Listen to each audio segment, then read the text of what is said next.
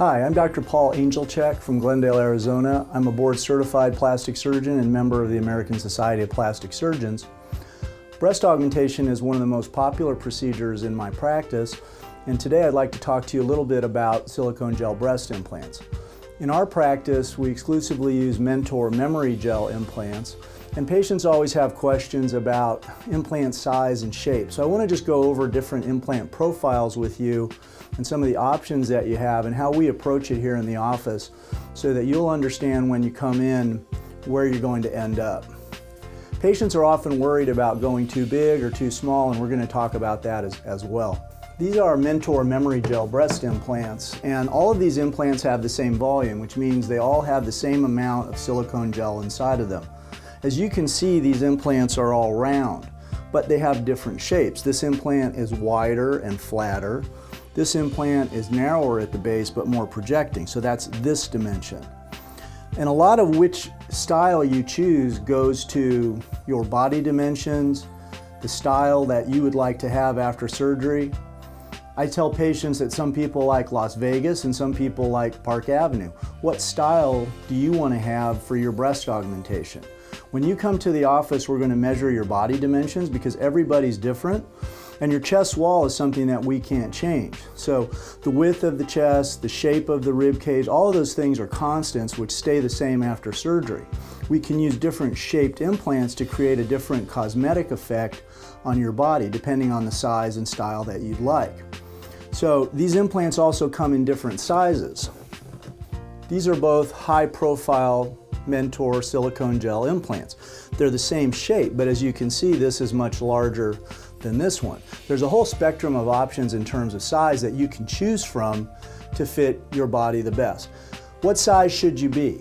Ultimately, I put you in the driver's seat. I like to know what your taste is and what you'd like to look like.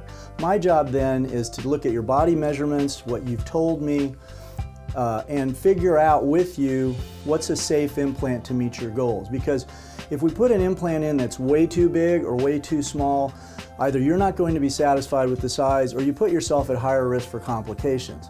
In general, the best implant is the implant that fits your body, but you do have some choices. How do we figure out what size you like? In the office, you'll be able to try these new Mentor sizing implants that come in a whole spectrum of sizes. And I recommend you start out way too small and go way too big, and then you're going to see three-dimensionally on your body what fits best. There are a lot of different ways to do this. This is probably the most accurate way to look at your body three-dimensionally in real time and see what you might like.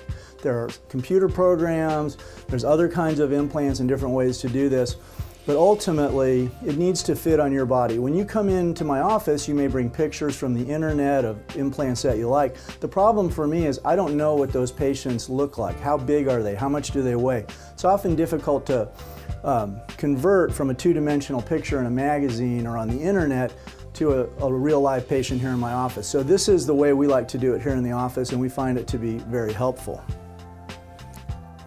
One of the other questions people have is what's inside of that implant? It's silicone gel. It's a highly cross-linked polymer. This is an implant with a hole in it.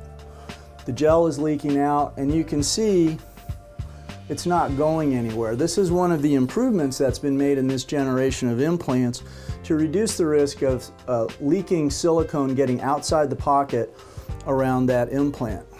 The implants are very strong. People are often concerned, can I damage the implant just through normal activities of daily living? For blunt types of forces, these implants don't break. And even in patients who've had car accidents or other types of trauma, the implants are very strong and oftentimes remain intact after that type of event. So one other thing that people ask about is what about shaped implants, teardrop implants, or anatomical implants? In my experience, these sound great on paper. I don't use them in my practice, and the reasons why are that if the pocket around that implant loosens up over time, which it will in some patients, that implant can turn in the pocket, and because it's not round, it's not going to look normal for you, and that's an issue that would require surgery to fix. With the variety of shapes that we have now available to us, you can really get the same look as a teardrop implant with a round implant. When you stand up and you're in a vertical position, that round implant becomes a teardrop shape. So in effect, you get the same type of result with a round implant without undertaking the risk of an anatomic implant which could rotate in the pocket. Now, some doctors use them and they're happy with them. It's just a practice decision that I've made in my practice. I hope you've learned something about breast implants. We're happy to assist you with any of your questions. You can call the office at 602-375-8888 or find us on the web at www.drangelchik.com. Thank you.